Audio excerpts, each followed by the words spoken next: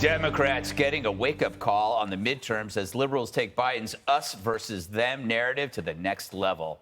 While the media acts as if Dems have the momentum going into November, a New York Times polling guru is bursting their bubble, claiming the warning signs are flashing again, and that recent strong poll numbers may be a mirage, equating them to 2020 polling misses that overstated support for now President Joe Biden. Meanwhile, the Biden administration is continuing their attacks on extremist Republicans. Democrats, the stakes are so high. As the president, as our president made clear in Philadelphia last week, the threats we face as a nation are great. Threats to our freedom, threats to our very democracy. And we need to speak truth about that. And so today, we all, by coming together, reaffirm that we refuse to let extremist so-called leaders dismantle our democracy. Coming together, except for those extremists. Liberals taking Biden's cue and smearing Trump voters on September 11th, with some guy named Dean tweeting, "Terrorists are terrorists, be they bin Laden's Al-Qaeda or Trump's MAGA. Time to hold Trump accountable." Biden's DHS secretary is echoing that sentiment while at ground zero. The threat landscape has evolved considerably over the last 20 years. We are seeing an emerging threat, of course, over the last several years of the domestic violent extremist, an ideology of hate, anti-government sentiment, false narratives propagated on online platforms, even personal grievances.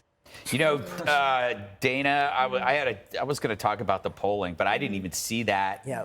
That is a government official basically taking a crap on 9/11. Yeah. He basically marginalized the memories of those people by equating it to some kind of political agenda. It's absolutely disgusting. He did it there at Ground Zero, and it wasn't even if he was asked about it. He wanted to make that point, and so he said, "Then let me add that what the concern is on." He went to domestic terrorists, and that's what I think you'll see all of the Democrats do. Like Kamala Harris did it yesterday on Meet the Press as well. So you have all of that happening. In the meantime, you've got terrorists, the actual terrorists. They're not on our timeline. Yeah. They're super patient, right? They vowed to destroy us, and they regroup. But we have done a great job, I think, as a country, in a bipartisan way, supporting the military and our intelligence officials in order to keep al-Qaeda on its back foot. That is a bipartisan achievement. It's something that we can all agree on. If I were Mayorkas, I would have said, even if the White House had said, "We need you to make this point," I would have said, "Not today." The last point I would make is yesterday at the end of the U.S. Open, in which a Norwegian was playing a Spaniard, at the end, they both get to make comments. What's the first thing that Casper Ruud and Carlos Alcaraz talked about?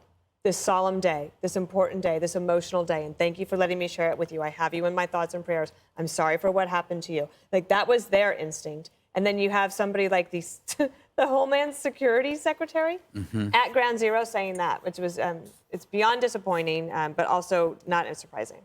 Yeah, you know, Judge, Department of Homeland Security, there's 100,000 people dying from overdoses, drugs coming across the border. One could easily point right back at him and go, you know what you could equate to 9/11? Your lack of an ability to prevent this death. How dare he point at this January 6th when he's in charge of something that is killing people? Because they have an agenda and an ideology that is not connected to reality. What they're concerned about is winning, and winning at all costs. The fact that yesterday, 9/11 was such a significant day in our history when 3,000 Americans died, the horror inflicted upon so many families who suffer from it and continue to suffer from it every day is of no concern to them. Their concern is about winning. And this whole idea of, you know, we're not really worried about any of that stuff. We're worried about domestic terrorism, and domestic terrorism is all about those MAGA Republicans, those other people, the other people that we have to get rid of. And I went back, Greg, a few months ago when I remember Jim Jordan talked about multiple whistleblowers who had gone to Congress and talked about the fact that FBI officials were pressuring agents to field agents to categorize domestic violence extremism as even though these cases didn't meet the criteria of domestic violence extremism. This is a plotted agenda that they have, and they will pursue it every day until the election. Mm-hmm. You know, Harold, who would you rather be in this situation? Not like just forget the Democrats or Republicans, but comparing their situations. Who do you, like, if you had to bet, which situation would you prefer to be in come November? Like, who really has the momentum here? Well, first off, happy birthday. Oh, why, thank you. And thank you for the card. I didn't expect cash, but you know what? I can spend it on anything I want, and I don't have to return that shirt that Jesse didn't buy me.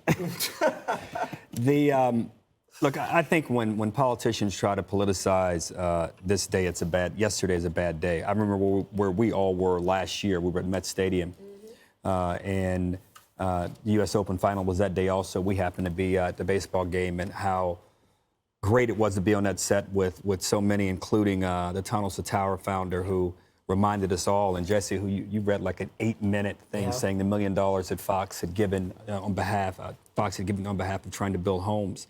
So you want to be on the side of America that day, on the side of Americans. And we're in an election season, but I hope politicians are able to put that aside. Part of what we talked about the early part of this was the polling and whether or not this polling stuff is wrong. Look, polling in the past few election cycles has become less of a science and more like science fiction in some ways, in the way that some of these things have come about. I think it's important for the polling industry, for their own credibility's sake, to maybe come forward and be more transparent about how they do these things. But look, you asked me a basic question. I'd rather be on the side all the time of America, and politicians who want to politicize that day, wrong day to do it, whatever party you're in. Gotcha. So, Jesse. Happy birthday. Why, thank you. Why, thank you. Yeah, it's tough when you turn the big 40. But Jesse, should we just admit that maybe this is working on the Democrats' strategy to use January 6th as a political weapon might be paying off?